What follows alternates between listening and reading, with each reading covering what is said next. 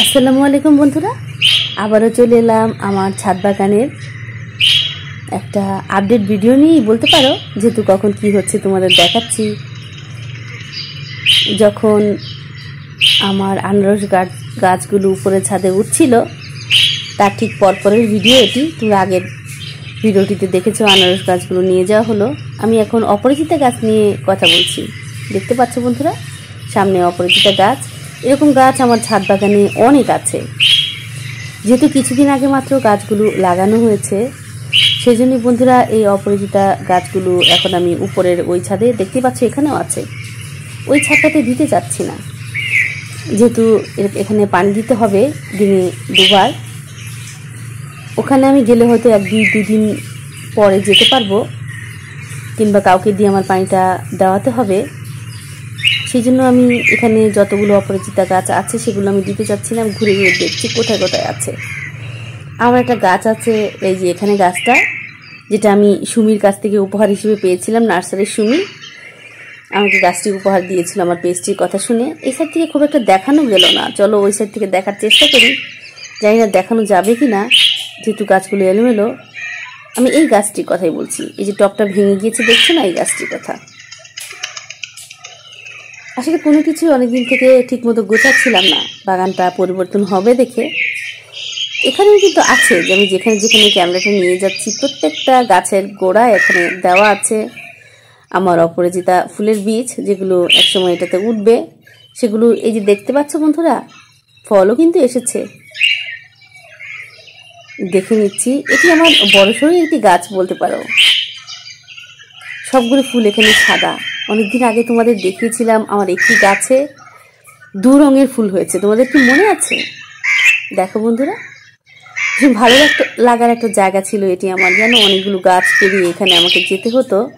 আর আজকে সামনে কোনো গাছই নেই, কত দ্রুত আমি চলে গেলাম এগুলোর সামনে। দূর থেকে একটু দেখানোর চেষ্টা করি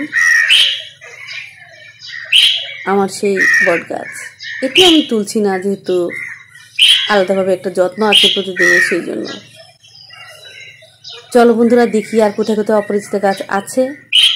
এই যে দেখো এখানটাতেও আছে, কিন্তু 2টো আছে এখানে। প্রত্যেকটা টবে 2টো করে গাছ আছে। দেখেছো বন্ধুরা, আমি একজন সাধারণ গৃহিণী, সেটার ছাপ ফেলে গেলাম কিছুটা। সব কিছুর মধ্যে আমার গাছ আছে, ঘটি বাটি ক্যান থেকে শুরু করে সব কিছুতেই।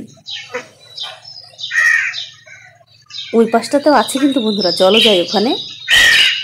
এই আনারস গাছগুলি কিন্তু আজকে উঠছে, এখানেও একটা আছে, দেখতে পাচ্ছ, ছোট্ট পরিসরে আছে। এটাও বড় হবে ধীরে ধীরে। এখানেও আছে, ওই সামনে লাল একটা বাকেট আছে, ওখানেও আছে। অত দূরে না হয় না যাই, চলো পাশের ওদিকে আবারও চলে যাই। আমি কিন্তু ভিডিও করার ফাঁকে ফাঁকে ওদের সাথে কথা বলছিলাম যে এখানে এখানে এই গাছগুলো আছে, সেগুলো তোলার প্রয়োজন নেই আপাতত। যখন দেখবো যে আর না তুলেই চলছে না, তখন আমরা সেগুলো তুলে নেব। চলো ওই পাশটাতে যাই, আবারও দেখে দিচ্ছি ওখানেও যে আছে। এই যে দেখো, এখানেও আছে। এই গাছগুলো বন্ধুরা ভীষণ ভালো হয়েছে।